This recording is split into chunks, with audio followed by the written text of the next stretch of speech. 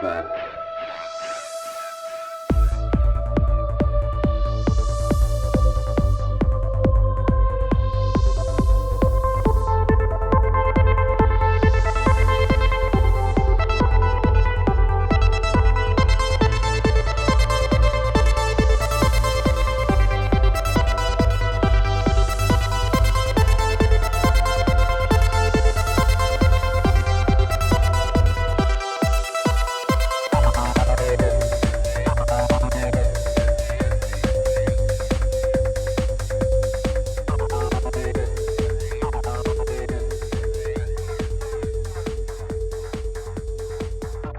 What's up, friends? Another episode of Ripple Effect Podcast. I'm your host, Ricardo Vance, also known as Ricky Vance, and a great episode for you today. Returning guest Maryam Henein is with us. She's the director of Vanishing of the Bees. She's an investigative journalist. She's a functional medicine consultant, and she's a regular on the Union of The Unwanted. She's been on many episodes, so I'm sure you guys are familiar with her work. I'll put links in the show description to all her social media accounts and all her channels and all her websites and all her stuff. And also, you'll find links to ways to support the show. You'll find links to my Rockfin show, which is Ricky Rants and Rockfin. It's a premium show exclusively on Rockfin. If you're not familiar with Rockfin just came out with the Android app, so that's exciting. But it's a Netflix for alternative media. It also has sports on there, but those are basically the two types of content that they have on there. And tons of great people on there that I'm sure you're familiar with. Last American Vagabond, Sam Tripoli, Charlie Robinson, Truthzilla, Whitney Webb, Abby Martin, Monica Perez. There's so many great content creators on there. And with the free account, you can check out everybody's free content. And then if you like what you see, get the premium account and get everybody's exclusive content. So it's a great way of supporting everybody when you subscribe. You don't just help one specific content creator, you're helping all of us. But of course, if you don't want to go to Rockfin, I have Patreon. Find that in the show description. I have a PayPal account. I have a merch store, the Ripple Effect Podcast merch.com. Check that out. Get some hoodies, t-shirts. The black Ripple Effect Podcast hoodie you see me with all the time is literally like one of the most comfortable hoodies I've ever purchased. And I'm not just saying that. My wife wears hers all the time because of that reason. I'd like to think it's because she's supporting the show and repping the show, but it's probably mostly because it's super comfy. And you can find that on the Ripple Effect Podcast merch.com, like I mentioned.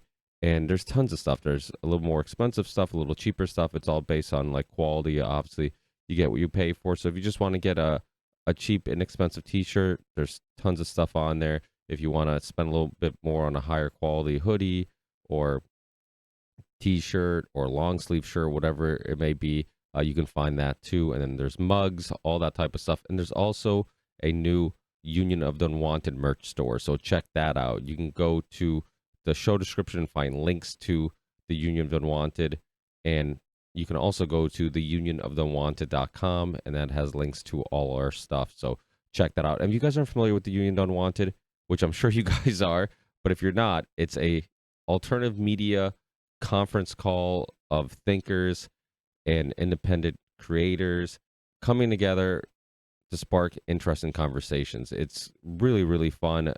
We bring so many interesting people together that I think normally probably wouldn't cross paths. So it's really fun to get people all in one call, sharing their backgrounds and their research and their perspectives and just seeing where the conversation takes us. And I really think it's probably one of the most important podcasts out there, one of the most intriguing and thought-provoking podcasts out there. I think it's probably just a matter of time before the public catches on to it. And for the time being, it's still live streamed on YouTube every other Monday at 7 p.m. Eastern time. So check that out. If it's not on YouTube, if one day we get kicked off, you'll still be able to find on Odyssey and other platforms.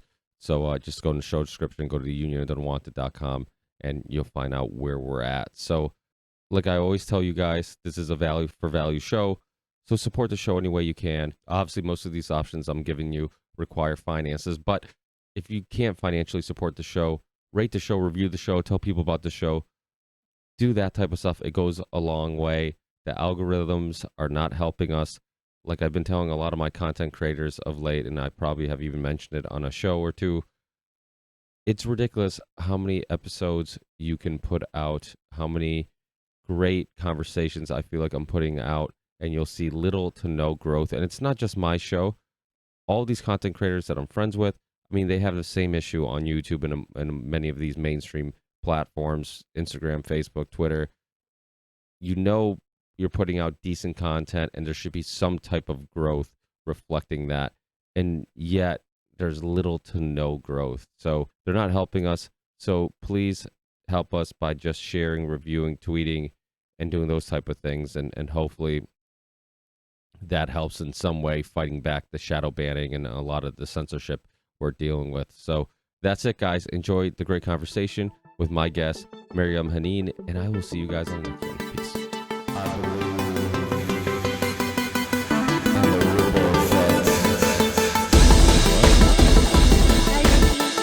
are you? Good, good. Okay, why only okay? Honestly, I don't feel good in San Francisco. It's hard to explain, but I was in Florida dealing with a very bad Steven Johnson syndrome, and I had more energy in Florida. There's something here that I just don't feel well. I don't know. Well, I believe in negative and positive energy. And, I think when you're in the red states or anywhere where people are full of anxiety and freaking out and still acting like the world is ending, it's contagious. As much as you mentally want to like just detach yourself from that and like, okay, I know that there's nothing to panic about, but it's contagious. You sense that. It's epigenetics. Well, I also think it's the Cinco Geo.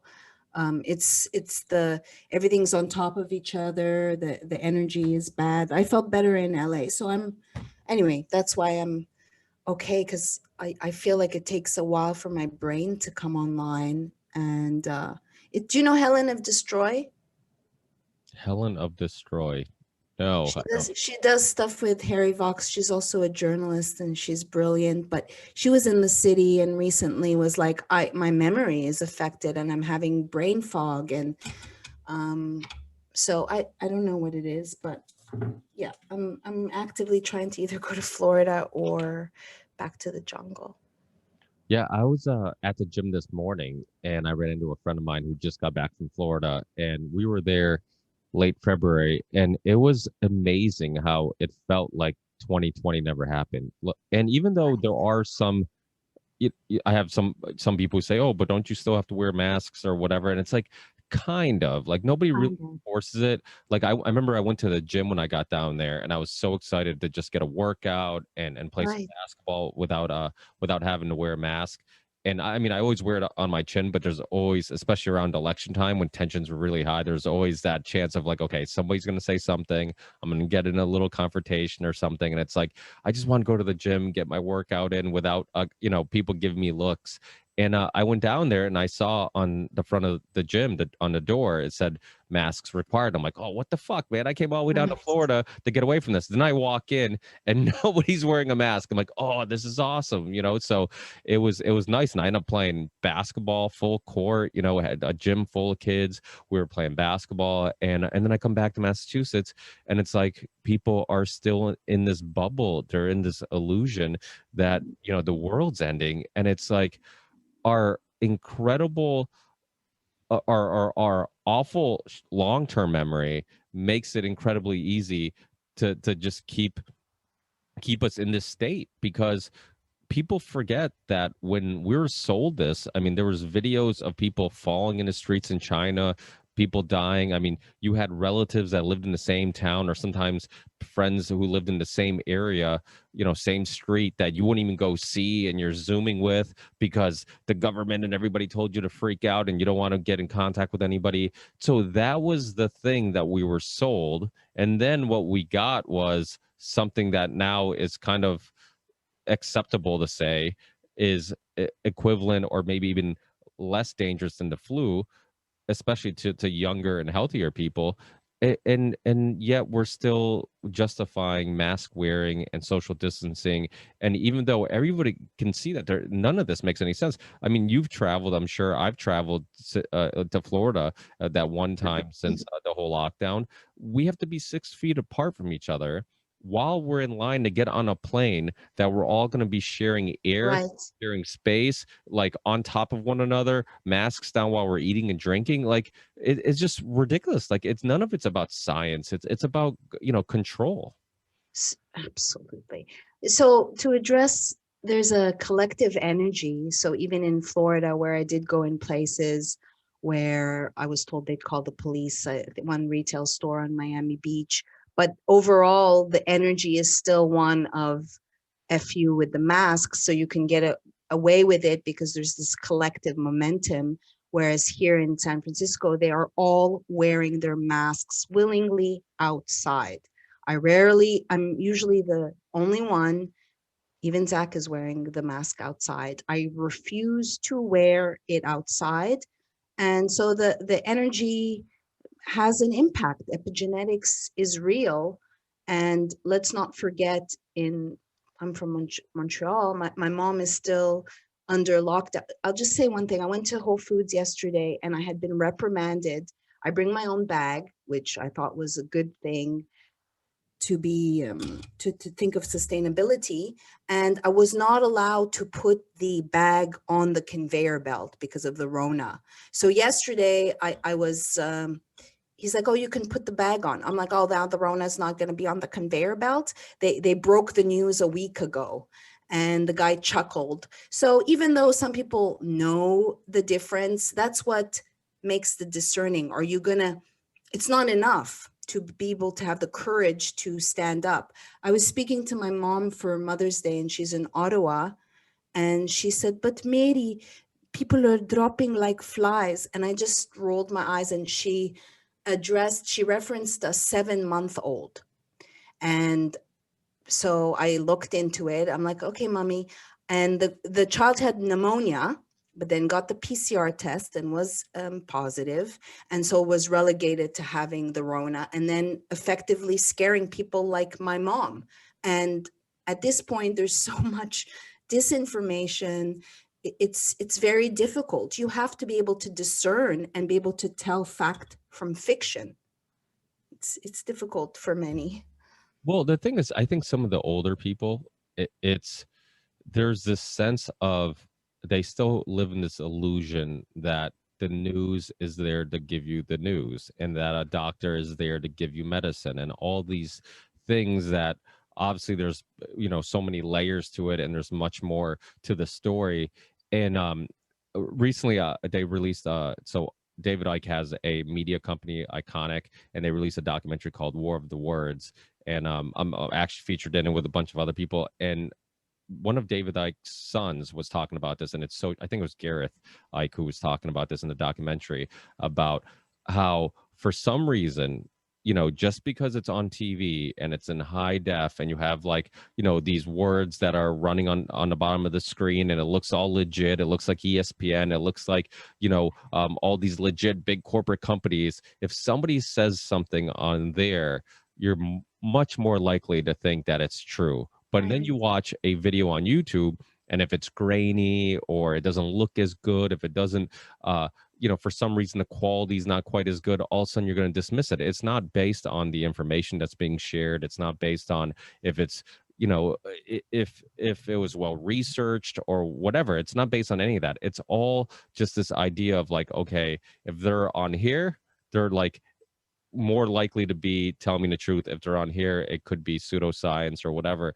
And it's all based on, I guess, quality of video, quality of content. But I mean, to me, Packaging. yeah, the Sorry. packaging. Yeah, that's probably, no, you're right. That's the best way of putting it. It's the packaging. I've noticed, I've given talks for since Vanishing of the Beast came out, and I noticed just getting on stage, all of a sudden there's an allure and a credibility just to get on stage. Let's say if I give a talk and I'm milling around with the crowd, but all of a sudden now there's an additional allure once I'm on a stage and I'm sharing my story, just holding a microphone. And that's when you realize, I mean, as someone who was in the mainstream and as a journalist, it was already hard to try to get through all the clutter, and having this added censorship just makes it, you don't even have a fair shot. because you're being dismantled or silenced rather. So then nobody knows that you're even around. So, and that's one of the tactics I think they've purposely fragmented influencers or content producers. On Twitter, I was part of a medical freedom with other influencers, and we could support one another, retweet one another, help jostle the algorithms. And now all the content is also all spread out. And so if it's one thing, like for instance, Ricky, I found someone that was willing to massage me and didn't force me to wear it was in his home through ClassPass. And a few weeks ago, he told me, yeah, I heard that the mRNA can genetically modify you, but I didn't have time to do the research, and you got to choose your battles, which is, what? Like, this is the battle. And I'm sure you've had people in your life who've taken the jab, and people that I can no longer really speak with, because they'll say, well, we can't speak about politics and I don't want to speak about the virus. And so you're, even within the friends, there's all these parameters. And I personally don't know how to relate to someone that fell for this psyop, meaning it's as fatal as the flu, and I don't get the flu shot because I have my immune system. And I've reversed lupus, and I've been poisoned, and I've learned how to walk again, and I've dealt with mold toxicity. And so I know how incredible the body is, and I know the lies that Western medicine gives you. What's amazing to me is how many people on both sides of the political aisle have taken the vaccine. Like, it's almost like it's completely just diminished politics, it's diminished logic, like everything that people believed in before 2020, like that big pharma was bad, that they lie, that it's a for-profit industry, that they've all been fined and sued and gotten in trouble before for lying and misleading. Like, we all could kind of come to that conclusion regardless where your ideology is. And now all of a sudden, like, that's all thrown out the window. The fact that politics are corrupt, like if we said that in 2019, like both sides, people would agree. People, regardless which political party you kind of relate with, you would say, yeah, no, politics are they're full of shit most of the time. And yet now we think they're out to save us and protect us. So it's like everything we thought we understood and could kind of agree on was completely thrown out the window. I had, who Dr. Robert Lustig is? Lustig, he's the guy, remember that viral video some years ago, The Bitter Truth about sugar? He did a lecture. It was a real popular lecture. Just, he was like one of the first I guess lectures that kind of went viral about like sugar and how toxic it is and all these things. He was also featured in like documentaries like Sugar Coated and other documentaries. But actually, I have his book here because he was just on my show not too long ago. But it's a good book, and I mean the subtitle. What's I mean, it called? it's metabolical, which is actually a pretty clever name. It And is. It and is a great name. but what's hilarious about this, right, is like, so the subtitle is The Lore and the Lies of Processed Food, Nutrition, and Modern Medicine. And the I I've honestly, I've been trying to get him on my show some years ago. Couldn't get a hold of him, kind of gave up. And then somebody just contacted me and said, hey, would you like to have Dr. Lustig on to promote his new book? I'm like, yeah, I'd love to have him on. And the whole show went awesome. And then the very end, honestly, I would have to re-listen to it to know how we went down the Corona rabbit hole. But we ended up talking about it. And, we talked about processed food. We talked about, the issues with modern medicine. Like, we're in agreement with like almost everything. And then we talk about the vaccine and we talk about Corona, and it all just goes off the rails. And it's like, wait, you understand that we've been lied to about sugar. We've been lied to about, the benefits of eating healthy and nutritionally dense foods, and the food industry and big pharma have incentive to keep us sick, and they don't really care about our health. And yet this is the one topic that everything that you said before just goes out the window. Like, it doesn't It's make a blind spot. it is. What was he saying? He was saying he was believing in the jab. Yeah, he was saying that the jab is necessary because of he talked about, oh, look at the case studies and blah blah. I mean, I I I only had an hour with him, and I'm like, this is gonna be like a 2 hour show, and it's probably gonna end very poorly because I could see him getting, he was a little. It seemed like he was a little irritated. But what's hilarious, he just did an interview with Dr. Mercola, who is very much on the same page as us, and I actually went back and rewatched that interview, and they didn't talk about Corona at all, which I'm like, okay, maybe Dr. Mercola thought about like, hey, how about I don't bring this up? So, and then it doesn't discredit all the good work he does. It's, that's the thing about this issue is that, unfortunately, it really did, just divide and conquer. It made so many of us fight among ourselves. And it's like, Yeah. I'm not a Trump supporter. I'm not a Democrat, Republican, conservative, whatever. I'm like, I'm a political atheist. I just look at ideas and I try to, filter out the things that don't make any sense and try to adopt the things that make the most sense.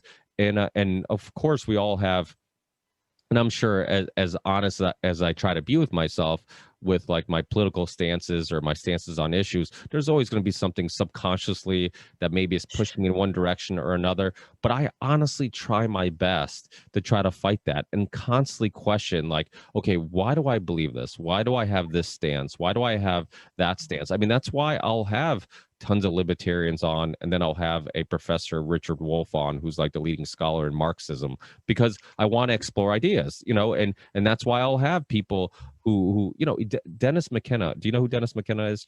Terrence is. Mhm. Yeah, I've had him on twice. The first time he was on years ago, we had an amazing conversation about plant medicines, right? And a part of that conversation, if you're talking about plant medicines and why it's being, the benefits of it's being suppressed to the public, I mean, you can't talk about that without talking about big pharma corruption, because they're a big reason to why these plant medicines Yeah. are suppressed from the public and the Right. benefits of them.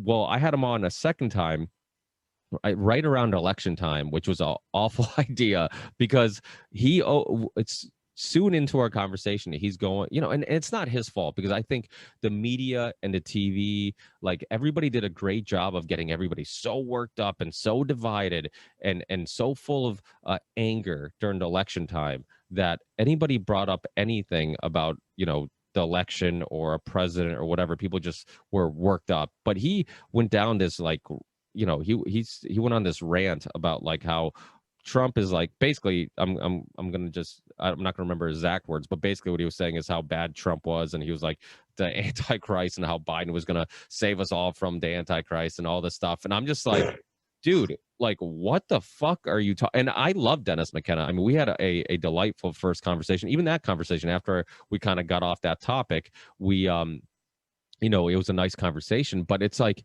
how many psychedelics did you do? And like, well, aren't psychedelics supposed to be able to like filter out the bullshit? So it's like, even somebody like him who understands like big pharma, the power of big pharma,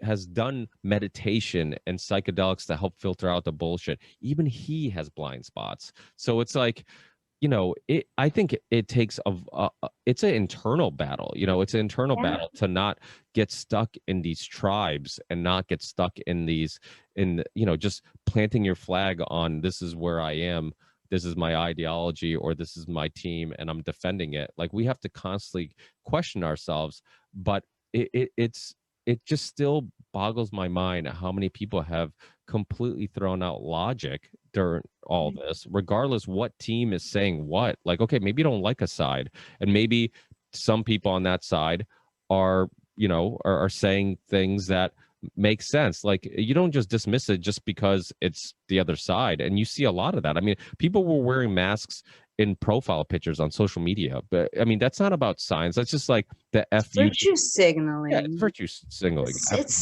It's ugh. But I went one day and I unfollowed all people on Twitter that were wearing masks in their avatar, in their profile pic. Bye. I no. Yeah, this is the most divisive. And if you go on Twitter, my pinned tweet is a video, spoof, parody I did on vaccine hesitancy. That was in 2019, and it's more relevant than ever, and it is what I call vaccine mania and vitriol disorder. And NBC Nightly News is a vaccine update every single day. It's just constant. Someone told me the other day that they took it for their tribe and so that they can get on planes, and they had never thought of it before. And so I wonder if in some cases there's a placebo.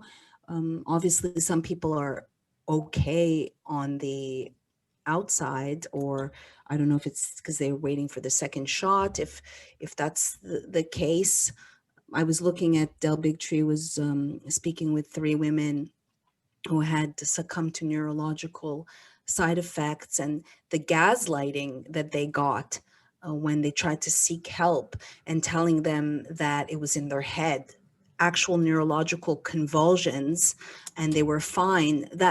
And they've all lost their jobs, and they're on their own, and they have many people reaching out to them desperate for answers and help, and there are none.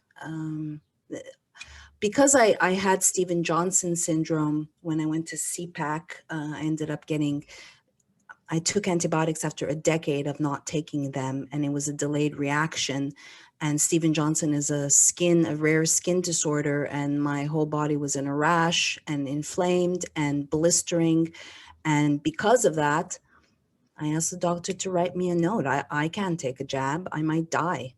So finding the silver lining, and will that be acknowledged? How far? I mean, I called out the vaccine passports in 2016. I think I mentioned in another show in regards to Zika. Yeah, this is we'll see where it goes, but it's really divisive. Do you believe in your immune system? For those people who have gotten flu vaccines, they're going to think that this is necessary.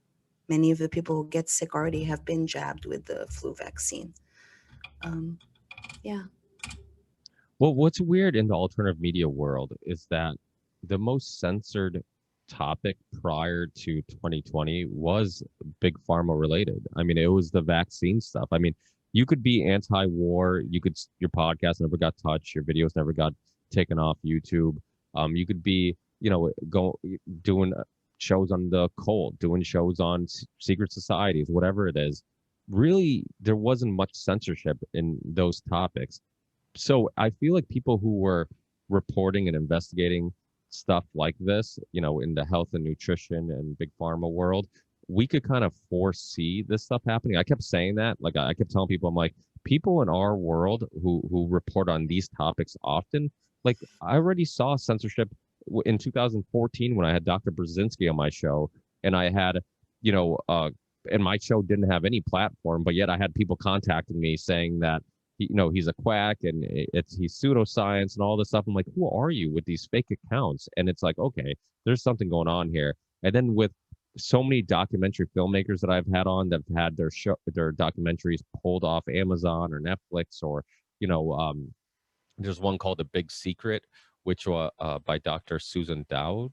I forget what her name is, but she it was really good. It went into the whole history of how we went from like looking at naturopathic medicine as medicine to now modern day where we look at naturopathic medicine as pseudoscience. And it's like, what happened there? And because you think about Rockefeller medicine. Exactly. And the Flexner report and all that stuff, which is really interesting, which is another thing we talked about with Dr. Lustig, who was just on my show. And I'm just like, okay, about the Flexner report, I'm like, what? Like, it boggles my mind how you can be on the same page on every topic. Like, oh, they get it. And then you get to this one topic and it's like, holy shit, the propaganda has just worked in a way that I could never explain, because it's like, you could see, we can agree on all these things, and then on this one topic you're just like, you completely been brainwashed. So it really is an issue. But you've seen fascinating. It is fascinating, actually. It's fascinating. I don't know if it was 2018,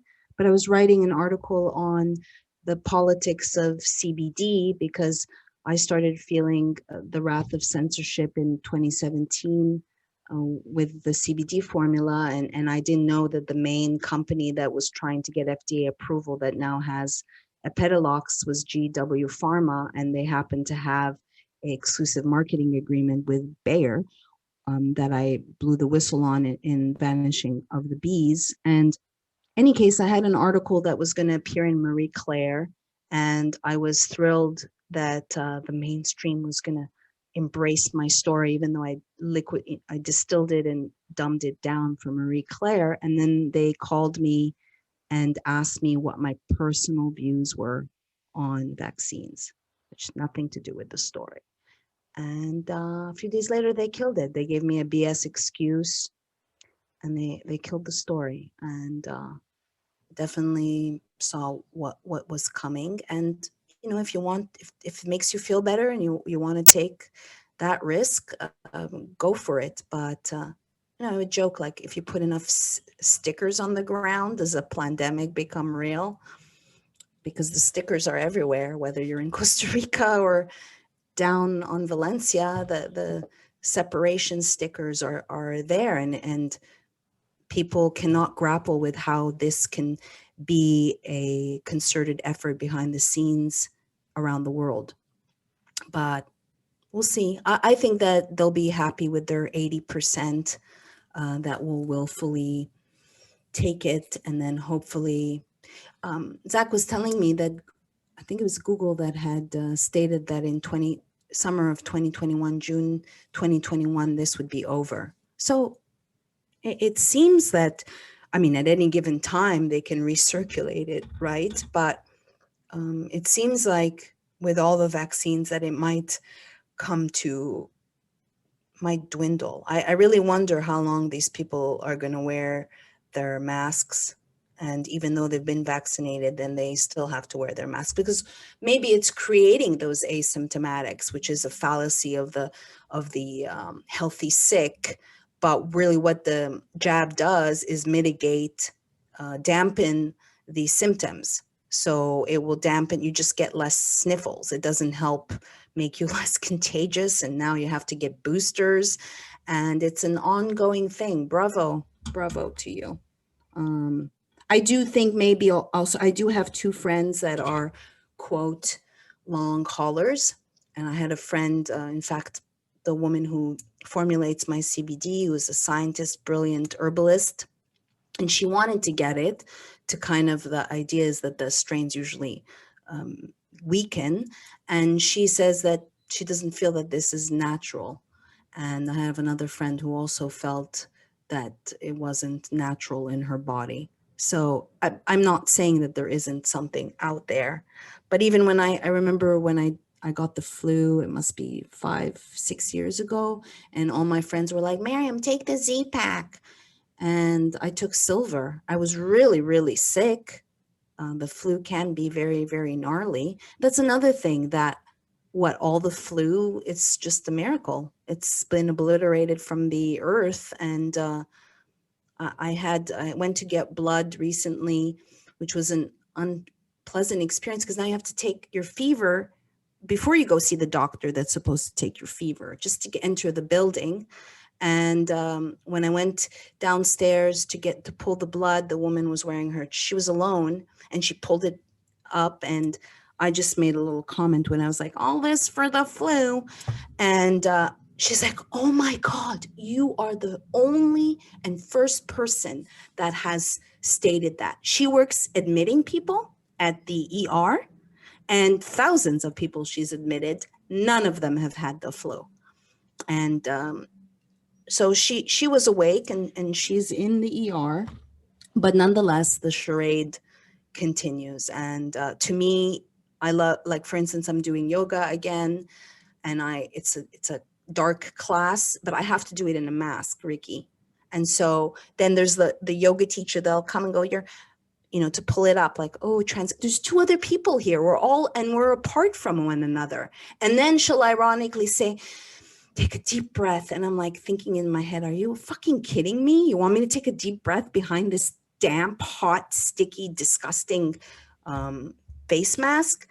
And then she'll say something like, in today's class, the theme is to cultivate the courage to live your truth. And I'm thinking, well, honey, I want to tell you, this ain't my truth. But if I were to have the courage to tell you that, you would kick me out of this class. So I've taken it as, I think I've mentioned this too, that it's trigger work and most people need to cultivate balls. And in my case, I'm using it to like not say something and just be quiet. Yeah. There So was I guess, Well, sorry. I need to give you credit because no, it's okay. You can interrupt me because I talk too much anyway, so it's fine. I have to give you credit from time to time. I use your some of your words. Face diaper. You get the credit for that one. That was I was one of the first. I saw it spread like, first yeah. time I heard it was on a Union of The Unwanted show. You said it. I'm like, oh, that's so. You always have clever like. Chinafornia, that was another one that's awesome. Chinafornia. I remember I laughed so hard when you said that on the Union of the Unwanted. So you could tell you're a writer. You're clever with words. Thank you. Yes, we have to have fun, right? Where would we be without our humor? Really, I don't know where I'd be. At any moment, no matter what's happening, I can crack a joke, not take things too seriously, and see what a clown world we've become. Yeah. Yeah. So Yeah, it's hard not to get too depressed or too down constantly researching and talking about this because it does seem like sometimes there's not a light at the end of the tunnel. It seems like they're winning. When we're referring to how many people, Republicans and Democrats, libertarians. I mean, I know people from all different perspectives that have just given in and got the shot. And I'm just like, it's like I really feel like they're winning. Like, oh my God, they've brainwashed the majority of the population. And maybe you're right. Maybe they just understand that there's going to be a part of the population that they'll never be able to vaccinate and are always going to resist. And hopefully they come to terms that like, okay, we can't try to vaccinate everybody because there are going to be people who are going to resist and we're never going to get to them anyways.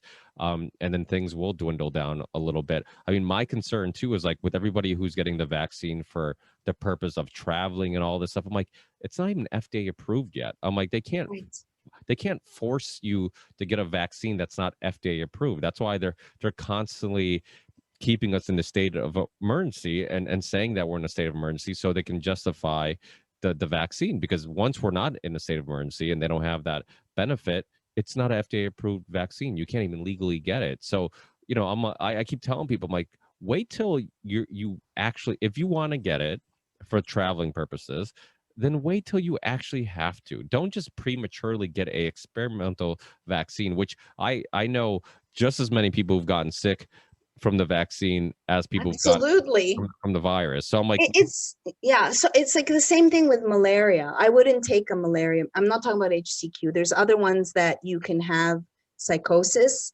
and it's on record. And so I would take the chance of, just like, Angelina Jolie. I'm going to take the chance. In the end, the BRCA gene is not a for sure thing, but hey, you lobbed off your boobs and took out your uterus. And then people like me who dare to say, how dare you? You're not a mother. She sacrificed so much for her. It's okay. Mutilate yourself instead of just eating well or thinking of the epigenetics. And then you're seen as courageous. I shared a story with you on about Operation Quackhack, because here we are a year later, and I'm sure most people don't know what Operation Quackhack is, but it's an actual name of an FDA operation that is being played out with the FTC and the DOJ, and it is to go after people such as myself, health professionals, and products such as silver and vitamin C and mineral salts. Mark Renan is still, of Genesis Church, is still in a jail in Colombia. He just reached out to me a few weeks ago he somehow got a phone and got a telegram, and is in jail.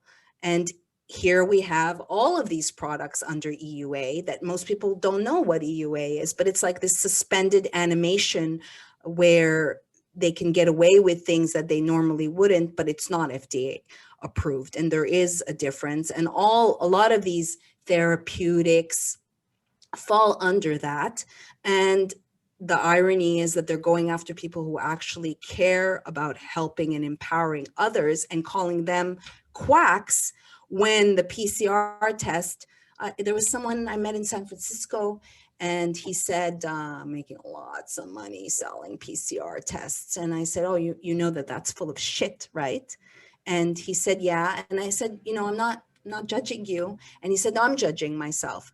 Dude, you are running a scheme. You're making tons of money, and there's tons of companies that sell the PCR test. You can go on the CDC site and see hundreds knowingly that this is not a diagnostic tool, and that's how they get away with this case demic. And those are quacks.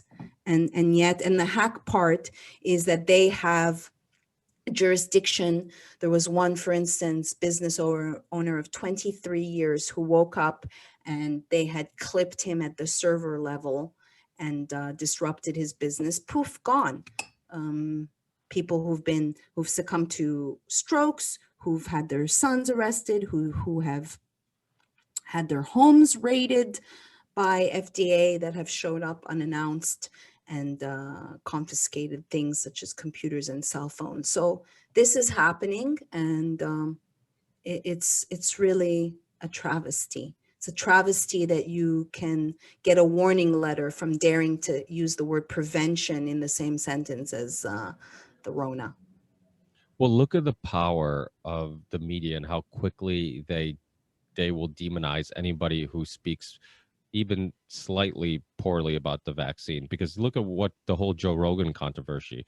I listened to that episode with David Smith, and he was just basically saying something that should be acceptable to say, that if you're young and healthy, I wouldn't get the vaccine. And When was this? Sorry, because he's done a few shows. He's had.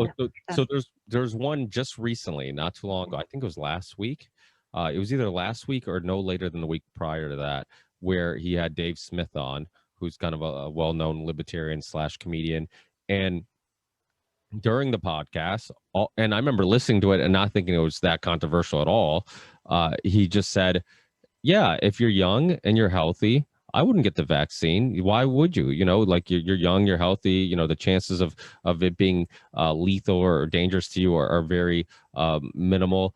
And all of a sudden, like a day or two later, or maybe even the same day, I just probably missed it, but you see headlines like Joe Rogan with anti-vax comments and basically trying to call him an anti-vaxxer. And I'm just like, I hope Joe Rogan realizes like what just happened, that they're literally scaring people into even questioning something that should be completely okay to question, because it's new technology. It's never been FDA approved technology. It's completely something experimental that didn't go through the proper steps of the FDA approval steps, which even you can make the argument there's things that get fully FDA approved, go through the proper steps, and still get pulled off the market because they're unsafe and because people get hurt or die. And then you see commercials for lawyers who are like, do you have a loved one who died by this? It's like, wait, I thought the whole point of the FDA is so a loved one doesn't become a guinea pig and die right when something gets released to the public. It's supposed to be FDA approved to be safe. And so it's like, think about how bullshit the FDA approval process is, and then the fact that they get to skip a lot of the process and do this. But it just shows how quickly they are to just scare people. Because now think about the next person who has some type of audience, the next influencer, next content creator that might have doubts about the vaccine. They're not going to publicly say it because they're like, holy shit, look how they, there's all this negative press I got to deal with now. It just, you're scaring people into just complying. And the bullying, the gaslighting is not only with the jab.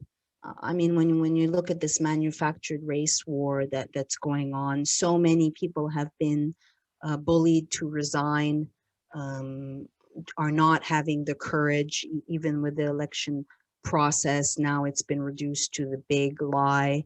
And anyone who even dares suggest is deemed cuckoo. I mean, we are really living in a clown world. And I tell my mom, for instance, throw your TV away, mommy. And the fear works. The fact that she really thinks, 7-month-old, but the child had pneumonia. Um, it's too much, especially if you're an older person and you're already sick, because 1 in every 2 people today has a chronic illness. Fear is the real virus, and those people who do have the courage to speak out are bulldozed again. Whether we're talking about the jab or if we're talking about George Floyd. I mean, I think, for instance, if we speak about George Floyd for a second and we look at the timeline, there was the county attorney, Mike Freeman, who tried to do the right thing and said we can't rush justice, when the slogan was no justice, no peace. And he was quickly, he was taken off the case and replaced with Keith Ellison, who is an Antifa sympathizer. And so it's there is an agenda, and it's difficult. It's difficult to. That's exactly what they want, right? What's that? William Casey, the CIA, when the people can no longer tell the difference between the truth and lies. What I call tries, and another one of my tries. Truth plus lies equals tries, and if you're not there covering it from the beginning, it's very difficult to keep track. And I would love to have a t-shirt that said details matter. Details matter. They do matter, and no one seems to care about them anymore. No one pays attention. Well, the thing is, all these topics have been so taboo to openly discuss. That's the thing about my show. It's like I don't self-censor. I'm a curious person who's willing to talk about anything. I mean, if we go down the rabbit hole of child trafficking and pedophilia, it's not an easy topic to discuss, but I think it needs to be discussed. It doesn't matter which topic it is. Like, I think we should all be open to discussing them. And the way I always look at it is like, would I have this conversation with a friend of mine? Is it something where I would bounce ideas off them and they would bounce ideas off me, and we would discuss, like, a specific topic? Yeah, then why wouldn't I talk about it on the show? Why wouldn't I? Why should I be afraid of showing my curiosity, on YouTube or wherever? It just, to me, it's like no topic should be off limits. I mean, I have Black friends, I have Muslim friends, I have South American friends, I have, I was born in Europe, I have a lot of European friends. So it's like, to me, it's like it doesn't matter. Like, you can't call me a this or that or whatever. Like, I don't care what background you have or what religion you have or whatever. Like, if you're a cool person and we get along, I'm the same way. I think maybe it is the common denominator is a sense of curiosity. I mean, I've been curious from a very young age and asking questions. And I say that I am really a journalist, like by default. That's just. And when I was not, I guess, considering myself conservative and thought that I was more of a Democrat, I had a friend, or more than one, that followed Trump. And I never wrote them off to my balls because they disagreed with me. It was more like a fascination. Like, why is that? Of course, if there's something that is harming another, or something morally or ethically, that's where I'll draw the line. I had a friend that works on movie sets as a grip, and I interviewed him and 2 other friends that work on movie sets, and I wrote about this caste system. And it was around the time Songbird came out, and how there's purple bracelets and green bracelets, and the people, they're running a scheme also with the tests. This grip was getting tested 4 times a week, and then because he got Rona after getting tested, that he was considered immune, like immunity in Songbird. And so even though they're getting the 75,000 a week for testing, oh, you're immune, well, I'm going to pocket what money is allotted to you. And so that everybody's running this. In any case, I wrote the story, and then he he said goodbye to me, and he said he'd never be my he doesn't want to be my friend anymore, because I wrote something. He said I spun it, and so I didn't spin it. I didn't reveal his identity, and I interviewed three people who were telling me the similar things. But so people that are so touchy and no longer want to talk to me because honestly I'm trying to liberate them from fear, or like this is real. Okay, yeah. So is the flu is real, and it's like I believe in an immune system. If you're just crossing someone in the street, and from my understanding is you have to be in that proximity for 7-8 hours, like on a plane, where you're exchanging the viral particles and such. And I mean, last March, arguably Zach had coronavirus. I was around him for 3 weeks. I took care of him. He coughed on me many times, not wearing a mask. And I didn't, there was one day I was going to get sick. I felt like my immune system was going down, and I slammed the vitamin C and the CoQ10 and the silver, and I was okay. So I did feel in Florida when I was dealing with this allergic reaction, and I was in the hotel and I could feel my system going down. Like I can literally feel my immune system if I'm in air conditioning for a long time. I feel this weird feeling. Then I was like, oh my goodness, I would be concerned about falling prey to getting sick. I felt like I was weak. And that's the only time where I was like, shit, I might get something. And that was at CPAC. But other than that, it's really a mentality, right? This more than ever, I have observed how our beliefs really do delineate our reality. And if you say it's so, then it will be so for you. Doesn't mean it's my reality. And if someone says something that I don't want to absorb, I say cancel, clear, delete. And I went in for a broken wrist years ago, and the doctor was like, you want to get a whooping cough vaccine? No, thanks. He goes, okay, well, when you come back in 4 weeks, don't say I didn't tell ya. And I just looked at him and said, cancel, clear, delete. I am not coming back here for whooping cough, with a whooping cough. And so how strong are you in your belief system? And the thing goes the other way. Vaccine, hopefully it won't harm you. But I know enough injured people to know better, luckily. Well, that's the thing about the whole medical freedom movement. So many people are just people who believe in vaccines who end up having a negative experience with them. They had a child that was injured, or they had some injury due to it.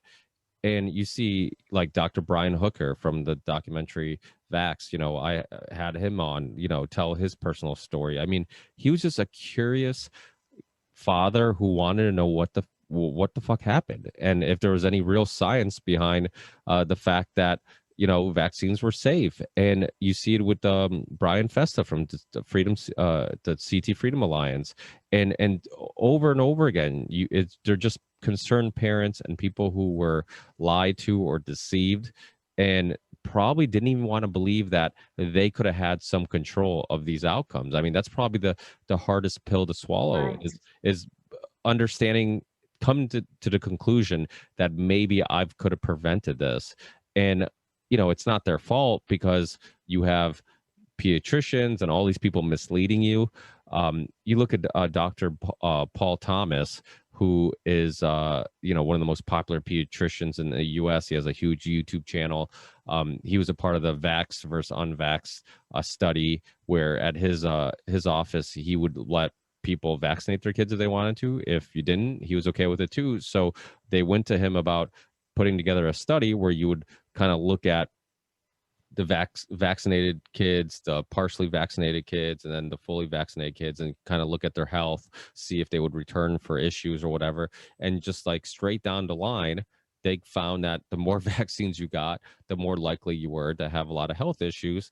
Well, what happens? The health board ends up pulling his license, and he's being harassed because of it. And he wasn't even a anti-vax pediatrician. I mean, if you wanted to vaccinate your children, you could. He was pro parents' choice, which is what we all should be for. Like I always like kind of hesitate to use the anti-vax term because Like, yeah, pro medical freedom. I don't yeah, like bro, I don't. anti-vax. If you want to vaccinate the shit out of yourself, go ahead. I mean, just like if you want to do so much mushrooms that you're tripping for the rest of your life, go ahead. If you want to, whatever you want to do to your own body, that's up to you. Like if you want to smoke every day, if you want to drink every day, if you want to whatever, if you want to exercise every day, whatever it may be, like you should have the right to do that.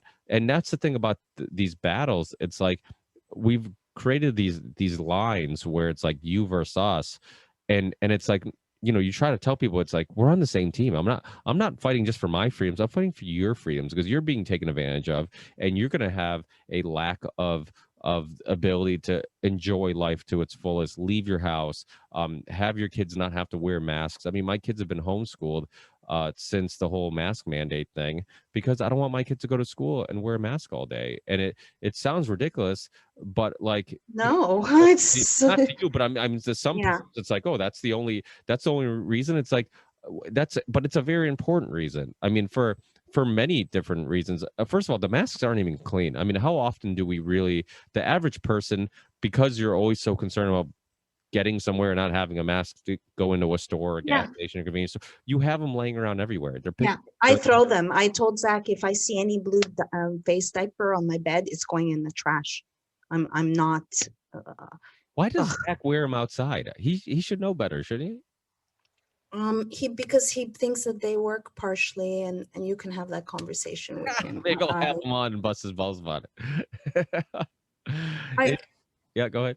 yeah, no, he thinks people are gross, which I haven't I don't shake people's hands, and I haven't since 2009, and I hug people just energetically, whatever. So it's not like being a germaphobe. Like I joke around, like I sit on toilet seats now. I've gone to the other end, which is a joke, but I'm just saying it's like I've retaliated against this. And I think you do build up your immune system, and that the more sensitive you become, and you don't want to be a bubble person, a bubble girl, which I have chemical sensitivities. I am a bubble girl. I am sensitive to the 5G. I'm sensitive to this zombie energy on the streets. I'm an environmental indicator. That is true, but it's very few people, and I luckily have a lot of very sensitive girlfriends who are the same and do feel things that you can't see. There's this focus on believe what you see, which is like, again, with the George Floyd, if you looked at the talking points, I interviewed, for instance, Giovanni. I'm sorry, I'm changing subjects. I interviewed Giovanni on May 31st, who was his employer. And one of the talking points is, it's in the video. It's in the video. Watch it. You could see with your own eyes. And I'm like, what? Like, haven't you guys heard of movie magic? And in the end, yeah, they wanted you to focus on that video because she very conveniently arrived on the scene after all the resisting had been done. But to just put credence on things you can just see with your eyes is loony to me. Like, look at mold. You can't see it. There's many different dimensions. Like you had the show on near-death experiences. There is some things you can't see, or things that some people can feel or sense that others can't. That doesn't mean that it's not true. So for instance, I would never be one to just label someone as crazy if they tell me they hear voices necessarily, or if I had a child that told me I have an imaginary friend, I would say, like, what's their name? Tell me, what do you see? Because I acknowledge that there's more out there, and there are people like me that work on realms or are sensitive to dimensions that others aren't. Doesn't mean it's not true. And I mean, look, people are super deathly afraid of a virus that they can't see. When we were in Costa Rica this time last year, and things were shutting down. I was at an eco village with Zach, and there was this woman who was, per the ministry, the salud, spraying chemicals on doorknobs like 3-4 times. And eventually she kicked us out because I sent her a link on the science of soap and tried to say, like, these things irritate the lungs, they're toxic, and so you're spraying it to kill a virus that irritates the lungs. It just is retarded to me. There was an 80-year-old around, but she needed to spray to feel better. There's a disconnect. You can kill viruses with non-toxic things. I'll share another example. I stepped out to go for a walk, a maskless walk, and there was a guy, this was like 2 weeks ago, outside, and he wanted to speak to the owner of the building, which I said, I don't know where he lives. What are you doing? He was holding a canister of poisons, and he lied, and he said he was just going to go check on the mice, and then that turned into rats, and that he was just going to spray outside, and then it turned out that he sprayed outside. This is 5:15 in the afternoon where there's pedestrians walking up and down. Then I said, "What are you spraying?" Temperate. I said, that's the brand name. Do you know what you're spraying? And I wasn't wearing a mask, and he was wearing a mask. So then he called me a Karen, which shows how dumb he is, because he doesn't even know what a Karen is.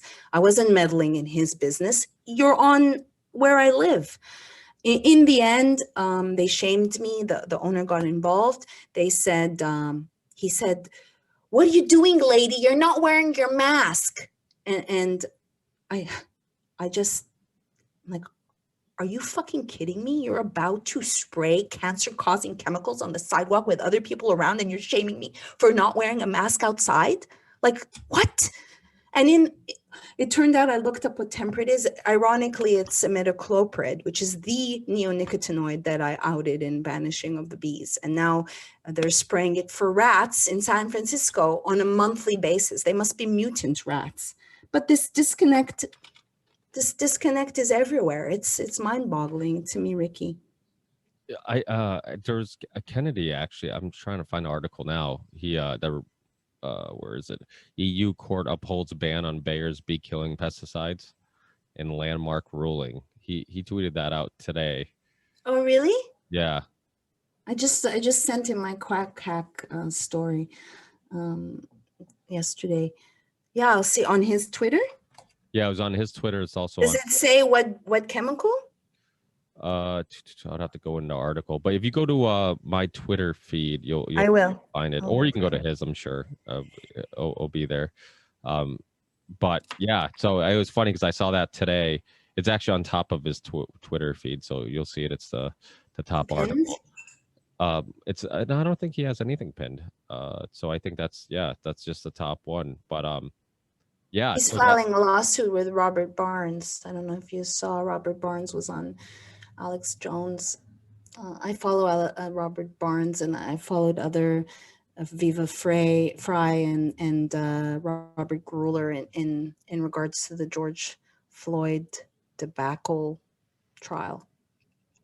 Yeah, that story, I haven't went down that rabbit hole, the George Floyd thing yet, just because I know so many of those stories are used for political purposes, and like you said, it's even if you watch any video, right? I mean, it's hard to know if something, unless there's like racial slurs being said, which I don't think was the case in this event. How do you know what somebody's true intentions are? You know, like, how do you know it was racially motivated? How do you know that, to me, again, some people see something on CNN, Fox News, or MSNBC, and they choose to believe that it's probably real or accurate because of it, and I go in the other direction. If I see it on Fox News, CNN, and I'm like, I'm just going to assume it's bullshit until I look into it. With George Floyd, I mean, I accidentally fell down the rabbit hole. It's going to be a year, but we were in the jungle, and Zach was like, "Hey, can you come and choke me?" And I was like, "What?" And he's like, "I want to do the George Floyd challenge." And I was like, "Who's George Floyd?" Now, would you ever hear that question being spoken again? And then I was like, well, if you really want to know the manner of death, we have to call the medical examiner. And I have a fascination with death. And one of my first stories was on rising cremation rates. And I have gone to the coroner's office and seen tons of dead body in Los Angeles. So anyways, I called and they told me that it would take weeks upon weeks. And then the next day, CNN had leaked these preliminary reports, and it just so happened to follow it up until now, and was like, oh, I'm going to write a book because I think I know more than most people, because I've scoured and read everything and interviewed people in the case. And I was really fascinated at the anatomy of a false flag. What is true? What is not true? And I'm still, I guess, trying to figure out. But regardless, Keith Ellison did say on 60 Minutes last week, this had nothing to do with race. Okay, buddy. This whole thing happened because of race. And they had to separate the other officers because, well, Alexander Kang is Black. So that's going to be hard to peg him as a racist. And there was nothing ever mentioned in the case regarding race. Police brutality, okay, that's different altogether. And it's just fascinating now looking back and putting the pieces together. For instance, I was looking at Darnella, whose footage is what went viral, and looking at the day before, found a video on Facebook where she's like, COVID was fun, but I got to stack my money back up. And then, now she has $700,000 on GoFundMe for her tortured, traumatized Black life. But that, the Black guy in I think in the summer was holding I forget his name, he was an older Black man holding a Trump sign, got shot. No one cared about his Black life. It's just fascinating. The people who came to defend Derek, one of them was the lieutenant, was called to resign, was called a white supremacist. So, and Mike Freeman, people who tried to do the right thing, there was clearly an agenda with this trial. No question. Yeah, and that's the thing, is so many of these stories you see on the news, there's a well thought out plan on how to spin Right. them and what information to share or not share. That's the thing. It's like we all kind of agree that everything on, it's like that film, what the hell, Network, right? The old movie from the 70s, late 70s, where, it's like, don't believe what you see on TV, and how it's telling you how to think and dress and all these things. And we all agree it's theater. You look at it, even like a speech writer, right? Like their job is Right. to write the best speech. It's not coming from the president, but yet if the president says it, he gets our vote because you liked his speech, even though we all know it wasn't a real reflection of who he is or what he thought or how he would speak. And so it's like we're all just admitting it's theater, only we're playing along with the game. And that's the thing about Trump. Like I always made the example with Trump was something that was fascinating with him was, even though, because some people say, oh, he didn't say anything revolutionary. And I'm like, well, no, maybe not but eloquently, but yeah. But one thing he did do was he chose not to play the game, right? Where like prior to him, when politicians were doing press conferences, you understood that certain journalists were going to be harder on you, or maybe try to manipulate what you said, or ask a question a certain way to make you look bad. And you would try to like do your best to answer the question where they could in a manner that they couldn't do that. So it was like this game, this game that was being played constantly, because it's like if you're on the left and you have a journalist on the right, you're like, okay, then let me just answer this question well, because I know this guy's going to try to take it out of context. But it was always this game, and rarely would you get a politician who just went up there and just said, I'm not going to play this fucking game. Like, you're a liar, you're fake news, you're this, you're that.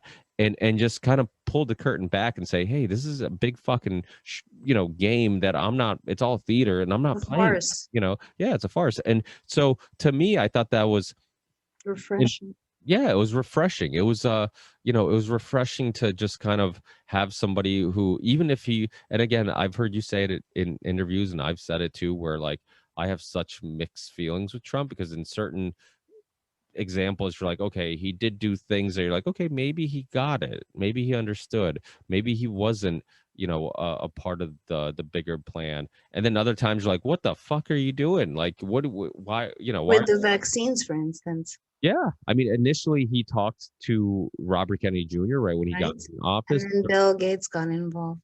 Yeah, did you see that video? Bill Gates talking about their interaction about it. Yeah, where he's like, "Oh yeah, he was talking to Kennedy," and I'm like, "Oh no, vaccines are safe," this, and I'm like, "Why are you talking to Bill Gates?" I collected all of the tweets and made like a JPEG of all the tweets Trump has put out against the jab. So we know that he knows that we know. Well, And so during a debate, remember? Do you remember during the debate with the doctor? Who was the doctor that he was debating during the presidential election? The black guy. But I'm having a brain fart now. Remember? the Surgeon General? No. No, the guy who's running for president for the Republican Party. Ben Carson? Yeah, No. was it Ben Carson?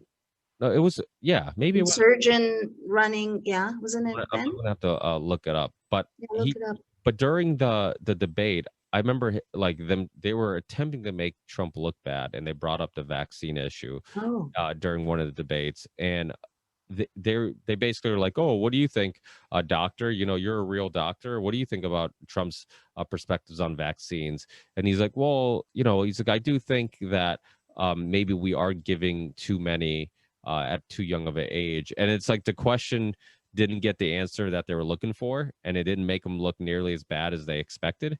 And but I was just very surprised that Trump had the balls. And then but that's kind of one of the things I liked about him, that he did have the balls to even touch on such a controversial topic and not like take a step back at all. He just sticks to his guns, like, yeah, that's where I stand. This is, let me just clarify it. Like I think that there's something there that and again, like people, nobody wants to say anything is definite because nobody knows for sure, if every autistic case is linked to vaccines or whatever. Nobody wants to go to that extreme.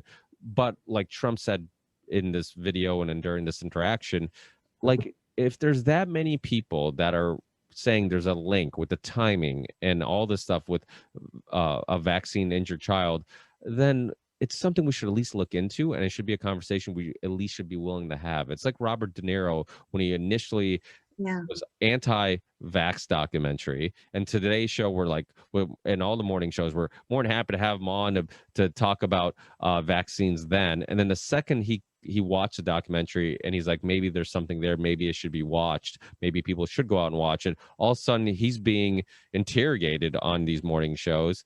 And and they were obviously pushing a narrative. So Yeah. I was just gonna say, Ricky, we must not underestimate the medical mafia and those 80 plus doctors that have all suicided themselves.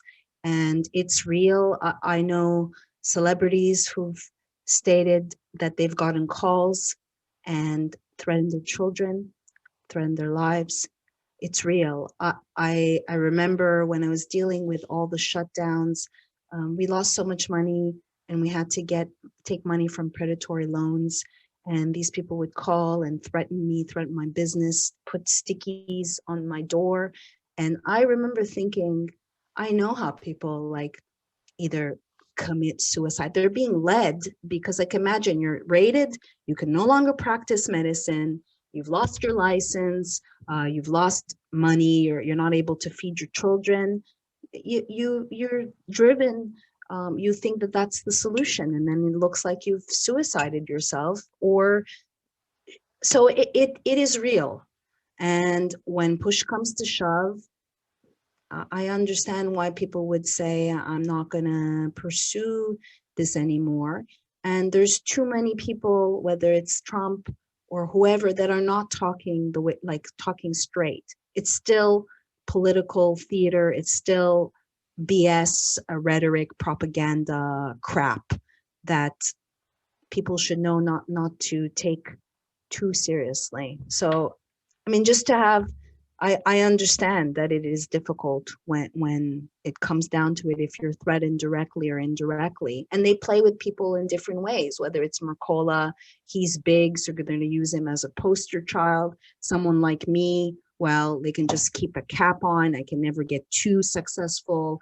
They'll mess with me. So they mess with people in different other people. They literally will off them. You know, in 20, I think it was 2019 still, around the time of Samoa, there was a doctor, I think he disappeared in August, but they recirculated the story in October and said that he had suicided himself. But when you looked under the, when you took a deeper look, it was because he was writing exemptions for 10 years for parents. And he was being used as a quiet signal of like, this is what could happen to you. I mean, those people were like, I'm just going to get a fake vaccine passport card. Those are going to be very difficult to come across. Like in the movie Songbird, where Demi Moore's character is selling vaccine passports or bracelets on the DL. So it would be nice if more people talked about this is spiritual warfare. I'm saying people in politics, if people brought more heart, and there are some of those politicians that speak straight. And who's the guy who gets into arguments with Fauci on the regular basis? Rand Paul. Rand Paul, but also Hartman and his another guy. But yeah, Rand Paul speaks. It's fun seeing them, you know, just pointing Fauci out that it's all kind of theatrics and 2 masks, 3 masks. You're a lizard rat liar. You're a pandemic impresario fraudster. He lied under oath and told Elizabeth Warren that he makes no financial gains from the jab. My ass. I don't believe that for a second. Yeah, he just got, there's a video I just shared, and I forget who initially shared it, but in regards to Rand Paul questioning Dr. Fauci about the gain of function research, and then recent? Yeah, it was. I think it was real recent. Oh, I've never seen it, and I just started seeing it pop up, and people talk about it. I believe even Jason Burmis, right before we went on the air, was about to go live and talking about it.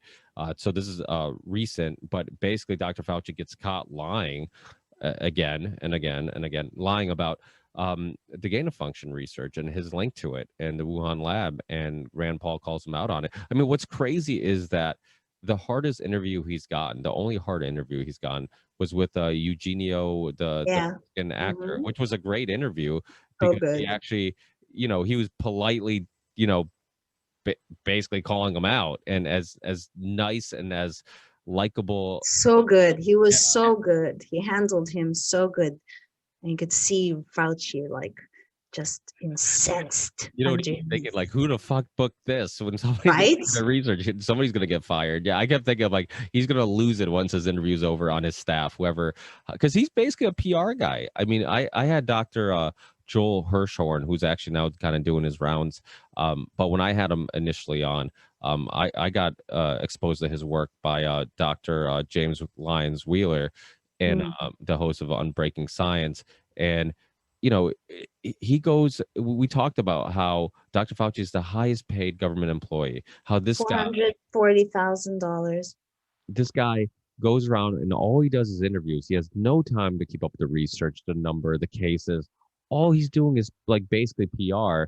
And how it was, even if you know, even if you believe in vaccines and you believe that this is a safe vaccine that could save lives, you can't deny that there seems to be other agendas that are suppressing any other treatments that people are having success with. Like those things aren't even discussed. Right. The fact that even if you believe in vaccines, then wouldn't it make logical sense to say, let's give everybody antibody tests and save those vaccines for people who don't have the antibodies, and let's save lives? Like that would make logical sense. They're not even doing that. They're saying vaccinate everybody. Oh, have you gotten it before? Who cares? Vaccinate. You know, so it's like it's not about saving lives. It's not about any of those things. And there's so many examples of it.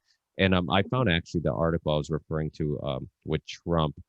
This is actually one just just real quick, Donald Trump spouts dangerous anti-vaccine nonsense. Oh, this is back in 2015. Yeah, Wow. It this is, is Ben Carson. Yeah. yeah. This was during one of the initial debates. I'll send you the link. Yeah, please do. Uh, A lot of these things, are, it's great that you found it. It's becoming, as you know, I'm sure, increasingly difficult. Oh, there's John Hopkins' name. Increasingly difficult to find certain things. They are actively, like I can tell you in researching George Floyd, like actively disappearing. You cannot find it.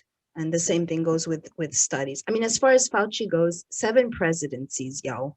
Like he you can argue he's pretty protected. He is a very deep state, and whether it's AIDS or, again, I call him the pandemic impresario. Zika, H1N1, SARS, whatever.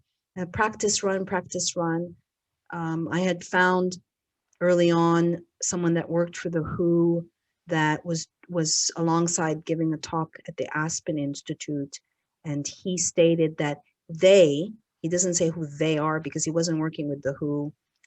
They went to Hollywood to make Contagion, the movie, which basically is like they took that script and slapped it across the world, and like it's so many similarities showing the contentious relationship between CDC and the WHO and the RO. And anyway, I mean, at this point, you either are for it or against it.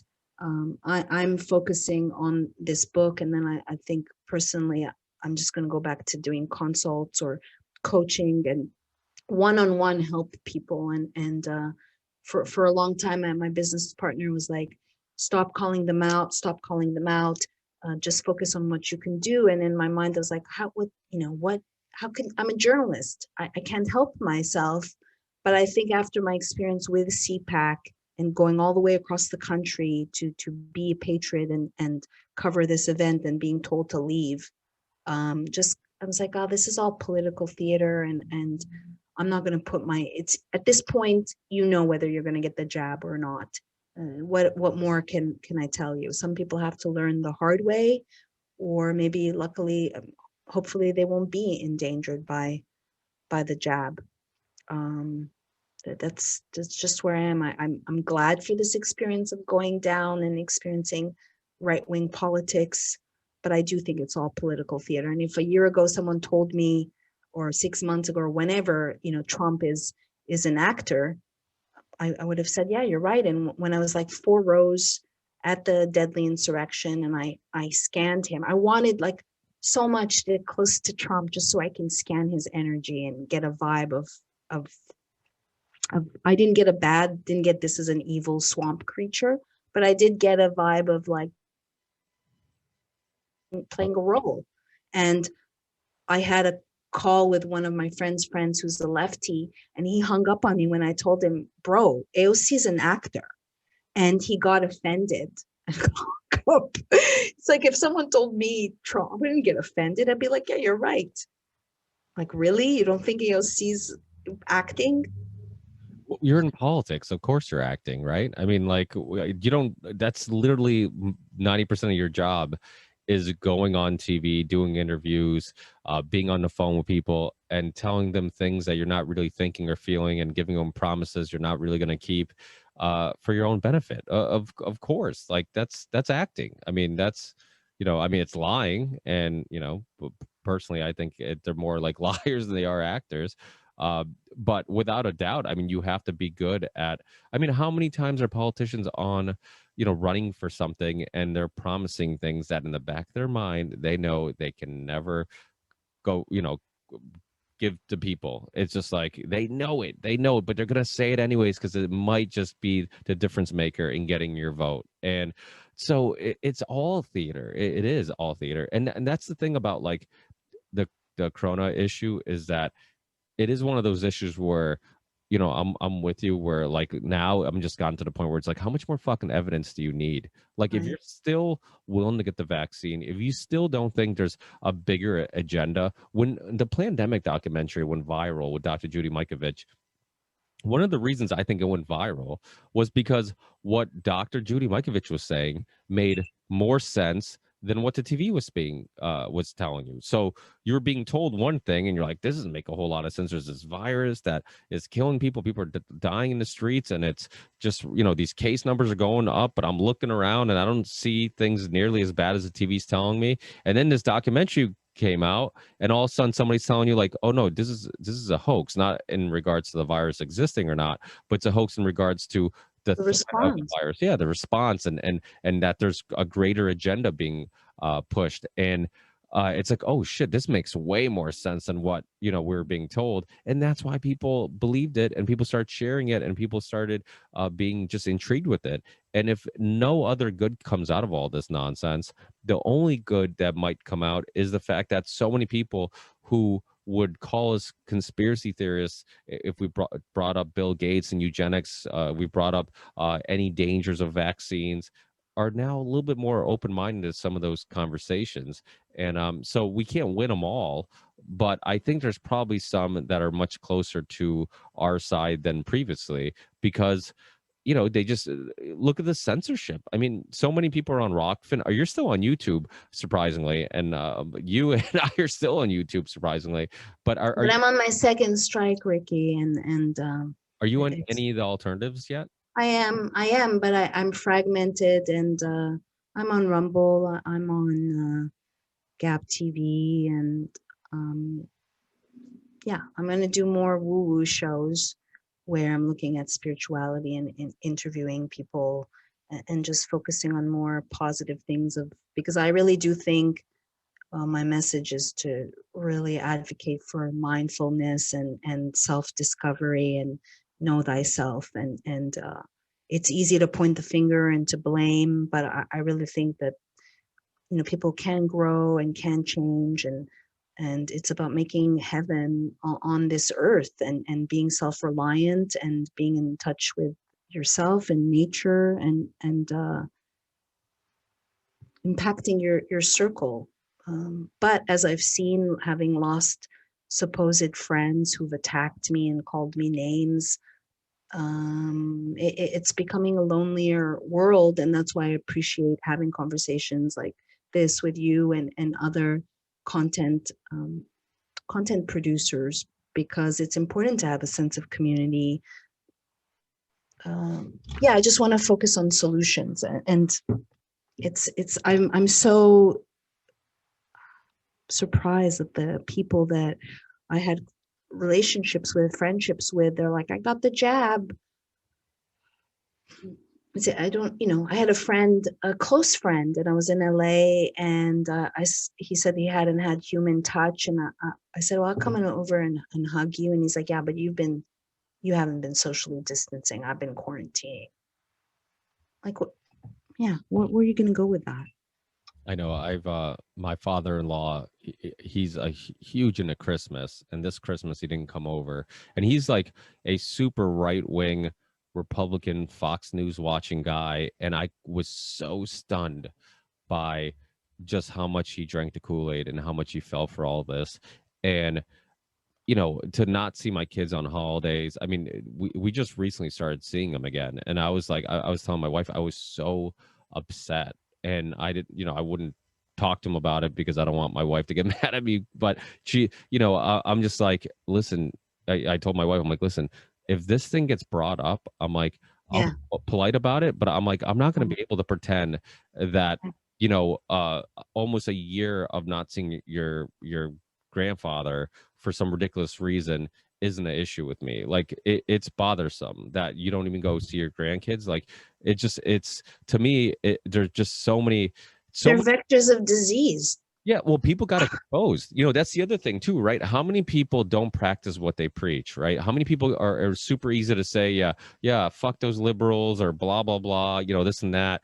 And then once the time comes, they're just like, okay, give me the vaccine. Okay, social distance. It's like, it boggles my mind. I had people over my house every single weekend throughout the whole time. I'm like, you know what, bring your germs over. You know, germs, your immune system's like your muscles. If you don't work them out, they weaken. I'm like, I don't want to be in a over sanitized world. And Yeah, bubble girl or bubble yeah, boy, as I was and saying. yeah, and the second you get sick, you know what's going to happen? It's going to be really bad because your immune system hasn't worked out at all. There's a tweet.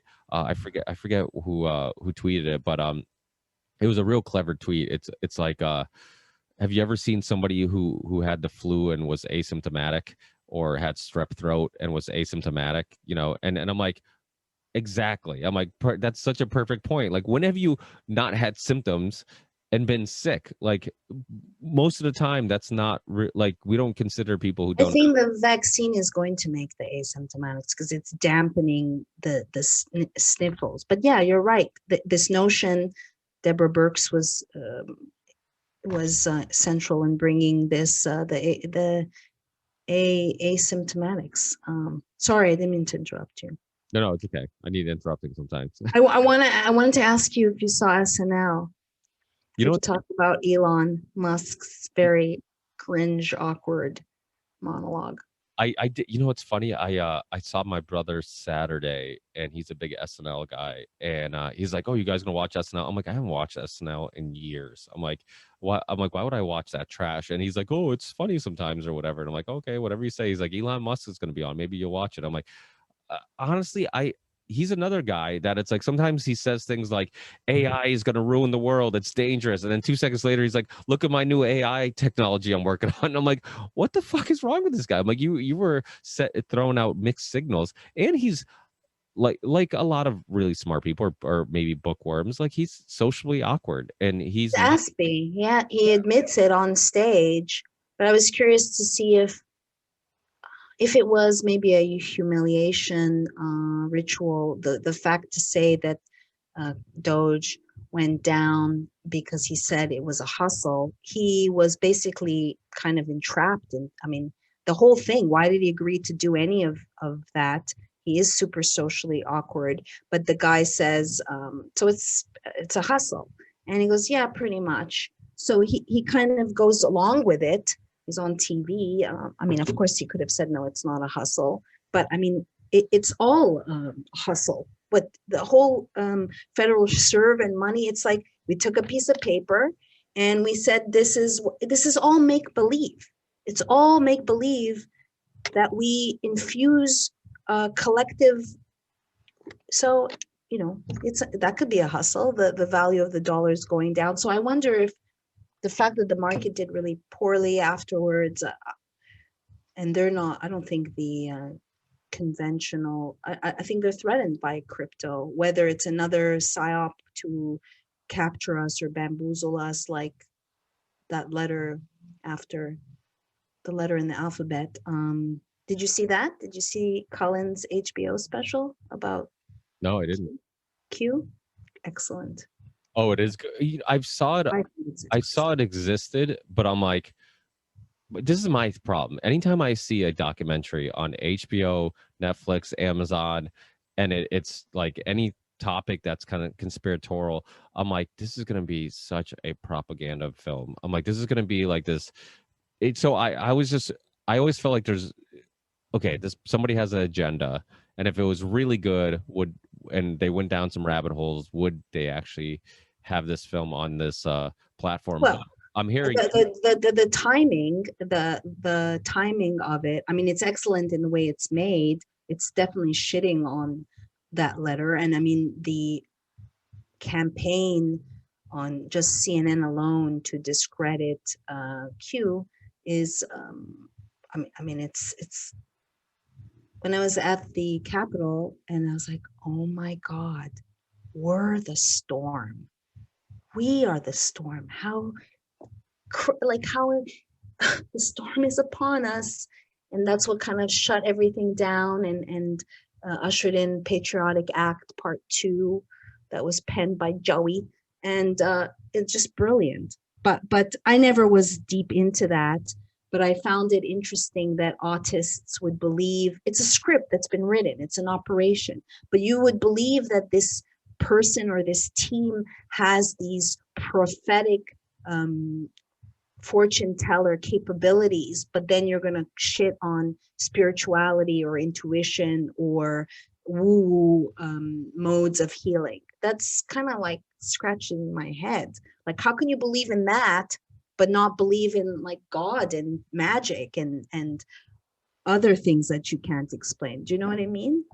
Yeah, no, you're absolutely right. I mean, the documentary, I know that Abby Martin and Robbie Martin at Media Roots, they just interviewed, I think, the filmmaker. I saw it come up on my podcast app, and I'm like, oh, Abby just did. I wanted to interview Cullen. I'd been in a couple events when and met him.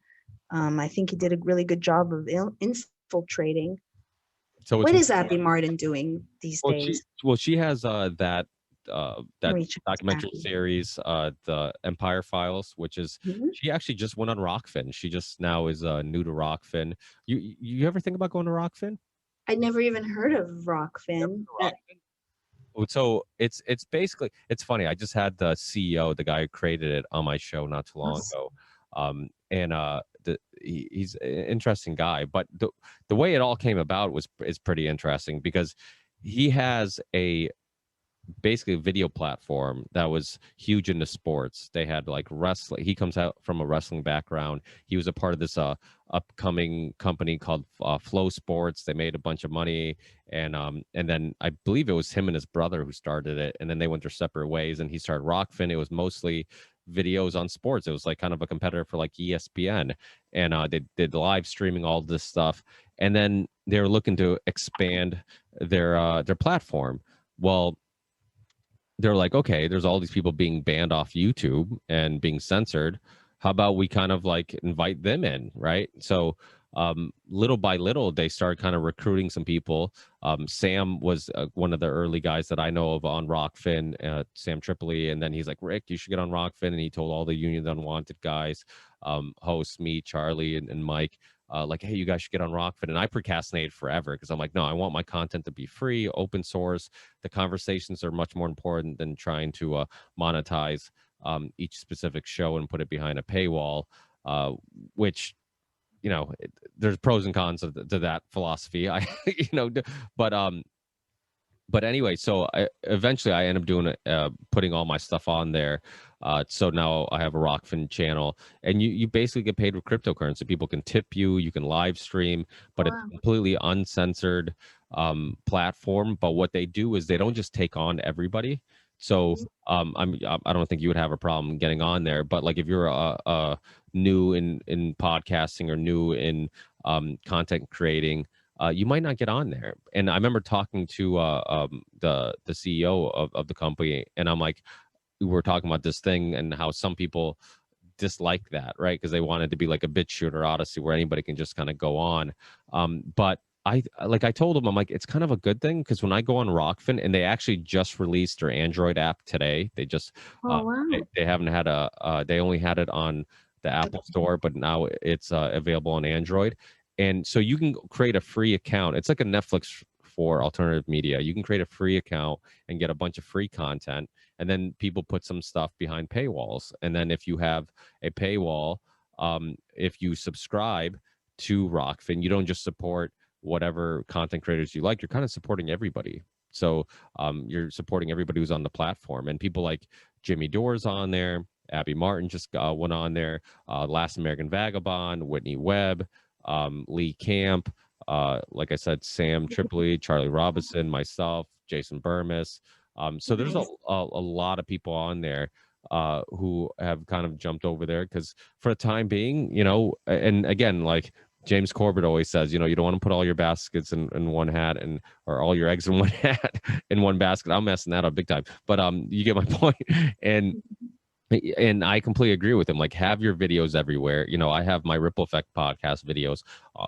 Actually, now it's available on Rumble just recently, but it's been on Odyssey, Float, BitChute, YouTube for the time It's a being. lot of work though to upload. I mean, I So, have someone that helps me with social media, but I mean, to be so well, fragmented. let me help you out with that. So there's this guy Matt who you know who Richard Grove is from Tragedy and Hope, and he has that show Grand Theft World. He's a great. I mean, he's been around forever. Really awesome guy. He's kind of known for back in the day for being like a 9/11 whistleblower. He's been in some of James Corbett's documentaries and stuff. But me and him have become friends throughout the years, and he introduced me to this guy Matt, who now have me and him have become friends from Content Safe. And Richard's like, you got to hear about this guy's work. He's a huge fan of what we do and a lot of our work, so he's more than happy to go over and beyond to help you out. And so if you have a podcast, the way it works is that you upload your audio to one place. Like I use Podomatic is my host website, and then they send it to iTunes, Spotify, so the audio for this conversation will be everywhere. All I have to do is upload the thumbnail, the description. So it's a service. So this is what that's how podcasts have worked for a long time, right? So we don't have to upload whatever app you use. The Ripple Effect podcast will be there, and most decent podcast hosts give you this service for free. Like you just basically upload one place, they send it everywhere. Well, it's not for free. You pay your yearly subscription, but they'll send it to every place, and it's not extra charge or anything like that. But there was never anything like that for video. So it's like video is always like, oh, I got to upload to this place, and then I got to upload to that place. And video even takes longer to upload. It's time consuming. Well, what Matt did is he has a company called Content Safe. And what he did, he basically created a program or software or algorithm. I don't know how it works, to be honest, but I'm not a tech guy. If Zach was here, he would probably understand how Matt does it. But basically what he does, he syncs one of your channels to all your channels. So all I do is when I upload this video to YouTube, it will eventually within like 24 hours or roughly around 24 to 48 hours, the video will show up on my Rockfin channel, on my Rumble channel, on my Float channel, BitChute, Odyssey. It literally goes everywhere on its own. All I have to do is upload it in one place. So it's a great service for content creators because it will send it everywhere. So if you get kicked off one place, it's still available somewhere else. Or if, like, for example, my Kevin Sorbo, Hercules interview got kicked off YouTube, and so did my interview with Pete Evans, the Australian chef, and those still, yeah. Well, you know who Pete Evans is? He's I like him. I wanted to interview. Still want to interview him. Yeah, he's. If you ever need any contact information, let me know. Like I'll help out any way I can. And super nice guy too. And he's been on a Union of The Unwanted, and I've had him on my show. And the one when he was on my show got kicked off YouTube. So, but those shows, thanks to Matt, they still exist on BitChute and Rockfin and all the other places. So it makes life a little easier where you can just focus on uploading to one place, and then it goes to all the places you're available. And I would love to that is very super useful. I would also if you check out blast.com, it's in beta version, but Zach created that to deal with the censorship, and it's brilliant and beautiful, and it's an aggregator of different content influencers. Check it out. Yeah, I'll have to send you. I'll send you when I get a second. I'll send you Matt's contact information, and I'll send you some Pete's contact information. It sounds like you're a fan, so maybe hopefully you guys can hook up. I know. Yeah, I would love to get in touch with her. I'm changing the subject, but I'm putting together a short or a documentary or something in regards to what happened with George Floyd. So I'm amassing all the different sources of footage, and because everything that we've seen has been in bits and bobs, even when they released the body worn footage, things were left out. So I'm working with someone. I know how to edit on OpenShot and OpenShot, but now I'm learning very, very slowly on Adobe. And I was looking on Upwork to find an editor to work with me, and so I found someone because it was needed someone that's aware of the different sources of footage and the story, not someone who's going to respond and go, I've done some videos on police brutality, I'm a fan of Black Lives Matter. No, that's not knowing what the real story of George Floyd. So I'm putting that together, and I am looking to work with someone who can take it to the next level. The editor that I'm working with, I don't think has very strong storytelling, and I really like collaborating. So if you know anyone that is maybe mildly or familiar with the George Floyd, at least knowing like, oh, there's the dragon walk footage, there's the speedway footage, there's the body worn footage, there's Darnell's footage. And this is the future, right? As how they're going to try people, Minority Report, where they're going to grab all the different footage, except one thing, you need to not leave things out on the cutting room floor, or else it doesn't really matter. But that's, if you know anyone that is a good editor, Well, let me Brock know. West, he does the Corbett Report, and he also does the Last American Vagabond. He just recently started working with Christian at the Last American Vagabond. I know he's a great video editor. Well, he would say he's an average video editor, but he does all James Corbett's documentaries and all that stuff. Yeah. But yeah, he's cool. I'll send you his contact information. Maybe he can help, and if you can find time, help you out. And you know, I, I think that will, for the people, if they see it in its entirety and they see the different angles, like even like I looked over and over again when George and Derek, because what's very bizarre is they supposedly worked at El Nuevo, but the one person who stated that they butted heads conveniently recanted the story, and that was not brought up in the, because the real story is the counterfeit pills and the not only bills but counterfeit pills. well, There's, when's your book coming out? Is it? Are, at this point it'll probably come out in October because we have the verdict, the sentencing June 25th. It was originally June 16th, and then we have the three other officers in August. And I don't think there will be a mistrial. I think that Cahill denied that motion of a new trial, which is ridiculous. So yeah, that it'll still be a while. well, I would definitely like for a future episode to like just go down that rabbit hole because there's a lot that I don't know about it at all. And when I know when you're, you know, when you put all your energy into one topic, you learn a lot about it. So I'm sure you know there's a lot of I stuff. even found the porno. I found it. I actually downloaded the actual porno of George Floyd, and everyone was like, "Does he have a big cock?" And it's like, I didn't. I don't care. I didn't. Yeah, that's not why you were watching. Yeah.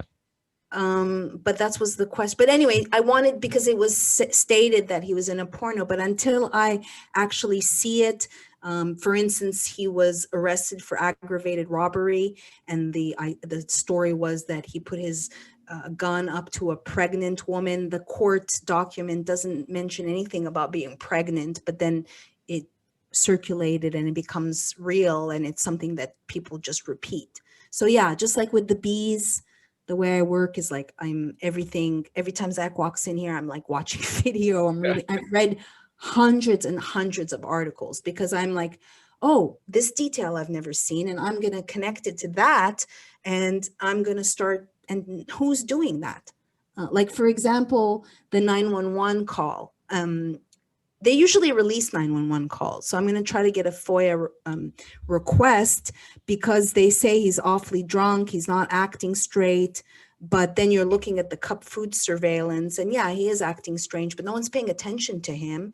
And then Chris Martin, who takes the stand in the trial, says he was happy, nothing bizarre. So where is I want to just hear that 911 call, because for whatever reason, there's something very fishy about this case to me. Yeah, so we'll definitely have to go down Yeah. that rabbit hole.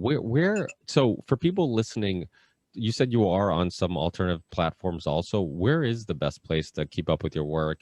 And, you know, and just, I know you do a podcast from time to time, a video show on your YouTube channel. Is there any other spots besides YouTube that they can find those videos? I would say the best is to join the Telegram, Truth Lives Here. And then I'm announcing or posting or pinning things because I am on Gab TV, I'm on Rumble, I'm on BitChute, I'm on YouTube, but it is all fragmented until I I speak to Matt. Is his name? Yeah, yep, Matthew. Yeah. Yeah. So that's I would say I'm on Twitter, and I'm on Gab, but I'm putting videos on Telegram. Like if there's something, I'm doing a show, then I post it there. So it's Truth Lives Here, and there's other influencers, content producers like Sarah Westhall, so like Zach, like Vivian Kubrick, that have administrative, and they can promote anything they want. I'm all about cross-pollinating. Yeah, I mean that's kind of one of the reasons I started the Ripple Effect podcast, was because just kind of started in a community, hoping that we can all kind of fight back and help each other. Because if we're all fighting back individually, the chances of success are much less. But if we all come together, and so many people are making great platforms. Ben Swan with ice.se or whatever it's called, ISE dot something, whatever it is that he's done. I think Pete Evans, actually, speaking of him, he's starting a new platform, obviously band.video with Alex Jones, and so many people are starting new platforms, and the popularity of other platforms like Rockfin and some of these other platforms are really growing just because of all the censorship. So hopefully eventually people will just stop looking at the TV or YouTube for news, and they'll start going to these alternatives, because you'll learn much more about any topic, 5 minutes on Rockfin or Odyssey or BitChute or Rumble, than you will on YouTube or watching the news. So YouTube has become so sanitized and so mainstream, and I'm jumping on Twitter. I saw, like, when I was looking for George Floyd's porno and he worked for the Habib show, and I found video of porn on Twitter. I'm like, how the hell is this allowed on Twitter, but I can't talk about the jab? I don't get it. Have you like what? I don't know. well, Chrissy Mayer, we talked about when she was on my show, how she actually showed that there was uncensored child porn on Twitter, Mhm. just there, and nobody's ripping it off Twitter. Nobody's making a big deal about it. There's porn all over Twitter. Nobody makes a big deal out of it, but they're censoring opinions and different perspectives. And if From if the president. yeah, and the president, so regardless how you feel about the president, I mean, that type of collusion, that type of coming together with all the big tech companies to make him disappear from the face of the earth, that should be scary for anybody, regardless what perspective. Right. Yeah. That's the thing that makes me scratch my head. It's like, when people were like, you're entitled to your opinion about the electoral process. I'm like, this is not an opinion. Are you listening to all the hearings? Are you reading the lawsuits? Are you interviewing witnesses? But it's an opinion. And you can't just have an educated, it's the, what am I trying to say? The fervor of hiding something or going to the extremes of, like, this is the safest election in US history. That is a red flag. If you are a Democrat, if you are adulting, you would be like, yeah, I won, but I want to win fair and square. Let's take a look at these concerns of yours, not gaslighting you and shutting you up. Isn't that a red flag? If you have nothing to hide, and we're supposedly living in a republic with a democratic process. So that's what is strange, to not have open discussions because you hate Orange Man so bad and you don't really care. So you make allowances for things that are not right because it's rid of someone. That's basically what people have said, that you can, because it's this guy, it doesn't really matter. Yeah. I mean, it just, this is why I think the fact that you're focusing on solutions, and Corbett's doing it a lot now too, where he's just kind of talking a lot more about solutions. I think that's kind of the step in the right direction. That's kind of what we should focus a little bit more energy on, because it's been almost a year of beating a dead horse of like, Right. okay, here's a lie, here's a lie, here's a lie. We're misled about this, we're lied about that. And it's like, okay, if you still don't get it, then you're just lost forever. Yeah, and what you're spinning your wheels. I'm creating content, spending time, and not even getting censored, getting like I just got my merchant processor for my CBD site back after 4 months, Ricky. I just conveniently lost it on January 6th. And then when I found out what Dorsey was the CEO of Square up until a few weeks ago, he sold it. I think it was 2 weeks ago. Like, no, they're not calling me back. They're not giving me a reason as to why they canceled me. I didn't have any chargebacks. I mean, so my point is, what's the what's the price that you're paying for putting up content that people don't want to, that are going to ridicule you or call you names for at this point? I mean, I'm trying to keep abreast of vaccine safety and what's happening, but it's like I know where I stand, and I've shared enough information and interviewed enough people. So let's move on to other things. I agree. Maybe next time you're on, we'll talk about spirituality or one of these other more uplifting topics. Yeah, I mean, there's definitely uplifting topics, and yeah, I just want to focus on positivity, laughing, things that can make a difference. And I mean, I've had people say, I want to go back to normal, so I'm going to get the jab. Can you tell me how to detox? And I'm like, sorry, don't know how to tell you. We don't have really experience with mRNA and detoxing. Like, and I think, like, go back to the V subject. Like, my mom can't grasp how this is on a world scale, even though I showed her Pandemic, and I'm like, Mommy, I worked on this documentary, watch it. But she's not going to get the jab, but her husband is. And on how many, that's happening all over the world, arguably, where families are being torn apart, or because one person's going to do, and then, yeah, I don't know what the ramifications are. He's an older man. He has a heart condition. What will happen once he does take the jab? And I also wonder if there are placebo. Like, how is it that some people are okay? Is it because they have a very strong immune system and are not sick, or is it because the second jab is going to turn something on because there's that enhancement?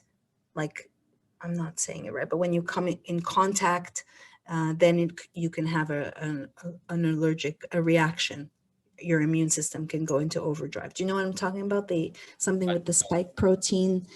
Dr. Fauci actually mentioned, that's the thing, some of this stuff is just open secret. I mean, he mentioned it during one of the press conferences that in some cases getting a vaccine can actually make the person worse because of what you're talking about, because you have this almost amplified reaction.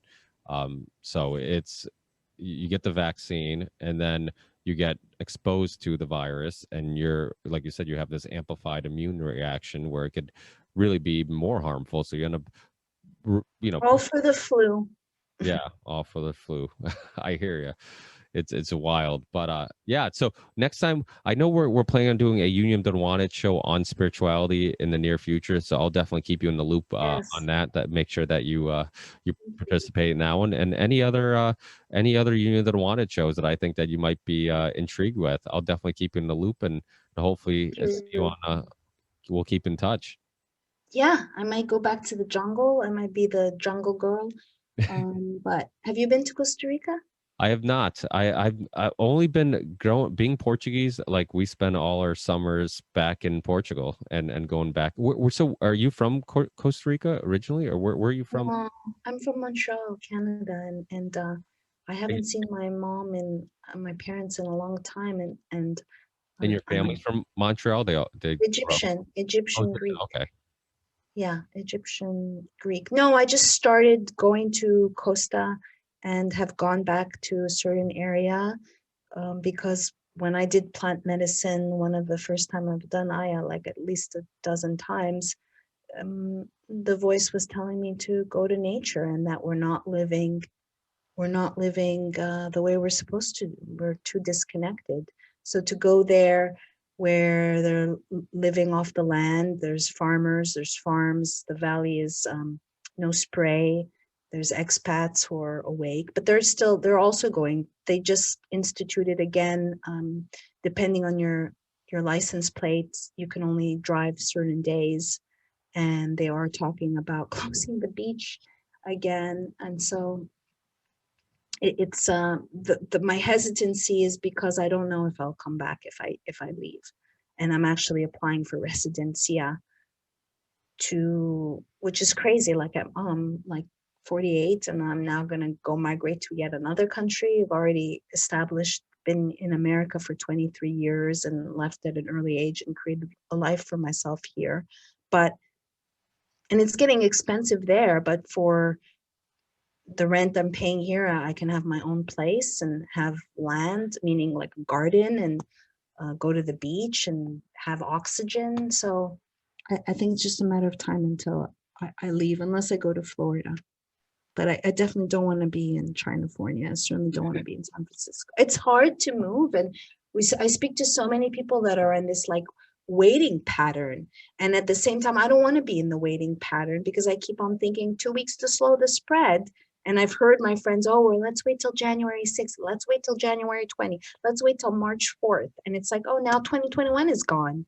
And life is very short, folks. And so I'm all about cultivating gratitude, being grateful for your family or your loved ones or your children or your parents or whatever, and really realizing what is important in this life and what are you going to take with you.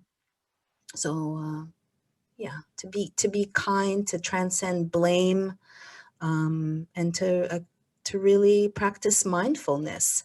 You know, it's easy to point the finger and even in politics say it's this person's fault or this person's fault. But are you doing that in your own life where you're not looking at you?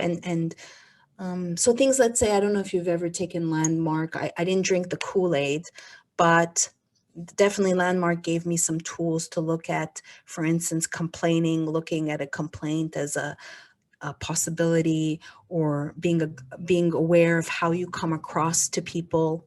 And really, if someone is mindful and able to say, I'm sorry, I was just right there, I was a dick, and I apologize, like what more can you want? I would love for more people to be able to say, I'm sorry, I acted like a dickhead.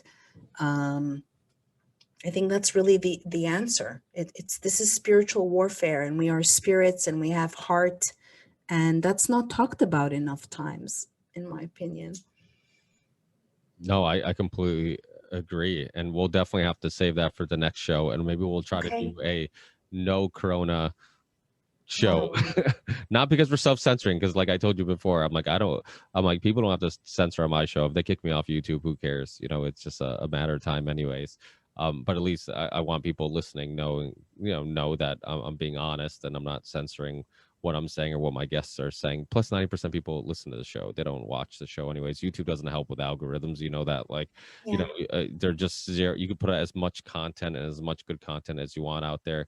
Your channel will grow very little to sometimes no growth for months, and it's just like, how is that even possible, right, putting out content? So you're shadow banned. And so we'll chat about some more uplifting spiritual stuff. That's conversations that I also enjoy and I think are super important to not just get down on all these negative topics, but find the beauty in life, and not just find it, but enjoy it, and don't let those who are preventing us from enjoying it, don't let them win. Actually enjoy your life and experience life, and don't just because again, if we don't do that, then it's kind of like they won, so absolutely. And I think, like with the Rona, like I've said it so many times, and I personally don't want to come on your show or another show and just repeat myself and say similar things. And so to focus on what we can do and the solutions is to be appreciated. Awesome. Well, thank you so much. I sent you the email a little bit ago with Matt from Content Safe, his information, and then also Pete Evans and Brock West, who does the video editing for James Corbett and The Last American Vagabond. Hopefully you have some luck with those Will guys. he answer, Brock? Is he like accessible, or is he like if not, then let me know if you have issues contacting any of them, and I'll try to help if I can. Thank you, Ricky. I appreciate it. Hey, no problem. Yeah, I hope I offered value and inspiration and positivity, because we need that. We do, without a doubt. And try to keep your head up and California. I And just have to get out of here. I mean, yeah, I do, and I'm like, I'm grateful for this the maskless walk. I'm grateful, but I just need to get out of yeah. here.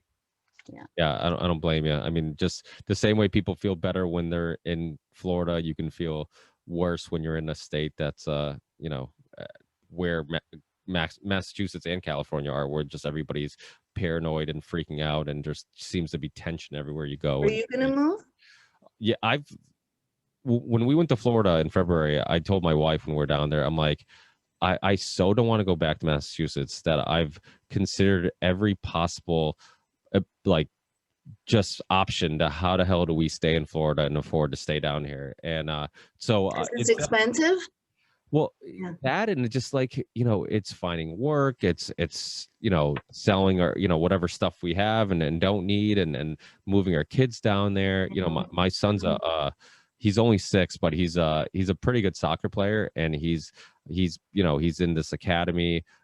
They called like the Pioneers, the Western Mass Pioneers, and it's like a pretty good soccer program that's going to help. It's helping develop him and whatnot, and he's made friends, and the coaches like him, and I just love watching him play and just grow, and seeing him. Just the whole experience is awesome, and I'd hate to take him away from that and put any bumps in the road for his journey of pursuing anything he loves. And it's like, yeah, there's a lot of little things that I'm just like, oh, can we start over, and is it possible? Can we financially do it? My wife's in the restaurant business, so that's not super hard to kind of find a place down there because restaurants are open. and but in regards to me, I have a full-time job, uh and it's like, okay, well, I can't make a living podcasting yet, because of my whole motto of putting it out there for free isn't a great way of monetizing. But it's Yeah. I kind of just keep doing what I love and what I think is important, hoping that eventually it'll pay off. But so for the time being, it seems a little difficult, but I am trying to look at the whole picture of, like, do I want to be in Massachusetts if something like this goes down again? And so Yeah, I mean, it is gonna go down again. I'm looking to exit by August before they do the Rona wave round, whatever the hell it is now. And I do tell people, be somewhere where you're okay never to leave again. And it's definitely not the city for me. I think the people who will flock here will be people who love smart cities, that love convenience over privacy, that will love the social credit score that they will be ushering in.